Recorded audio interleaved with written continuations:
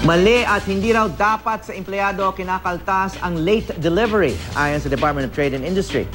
Kamakailan lang naging viral ang post ng isang lalaki na nanloko sa delivery crew ng isang fast food chain. Sinadya niyang maantala ang crew para malibre ang kanyang pinadeliver. May news to go si Victoria Tulad.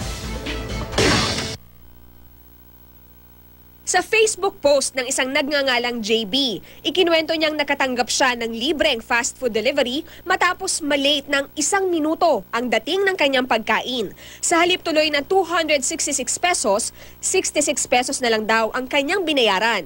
Pero ang totoo raw, hindi naman late ang delivery. Sa post, sinabi ni JB na sinadya niyang hindi sagutin ang tawag sa telepono para malate sa pag-akyat sa kanyang unit ang delivery boy.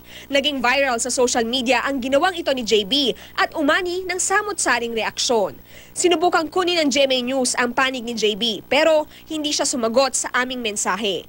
Ikinalungkot ng grupong Respect Fast Food Workers Alliance Sentro ang pangyayaring ito. Ang karaniwang nangyayari raw kasi, sa sweldo ng delivery boy ibinabawas ang halagang hindi binayaran kapag nalilate ang dating ng pagkain. Ang isang rider kasi every month ay may 400 pesos na gift certificate na kinakaltas sa sahod nila. Kung meron silang late, kailangan nilang magbigay doon sa customer ng 100 to 200 pesos gift certificate. Kapag naubos na ang gift certificate, babawasan muli ang sahod ng delivery boy para ipambayad sa panibagong gift certificate. Ang mga nagde-deliver, karaniwang sumasahod lang ng 12,000 pesos kada buwan.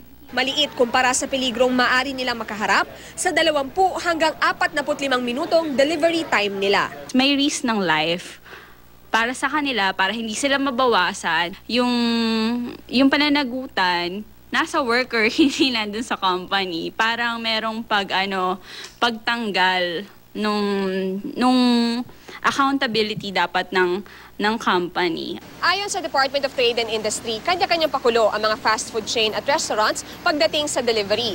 Kaya nga ang ilan ay may promo na if it's late, it's free, habang ang iba naman ay nagbibigay ng libreng gift certificate. Pero ayon sa DTI, kailangan munang kumuha ng permit mula sa kanila o kaya sa Food and Drugs Administration bago magkaroon nito. Bagaman lehitimo ang mga promo, ayon sa DTI, dapat hindi sa empleyado ipinasasagot ang late delivery. Ang medyo mali lang doon sa mga ganon, yung pag na-late, ibabawas doon sa delivery boy. Yun yung, that's wrong, ano? That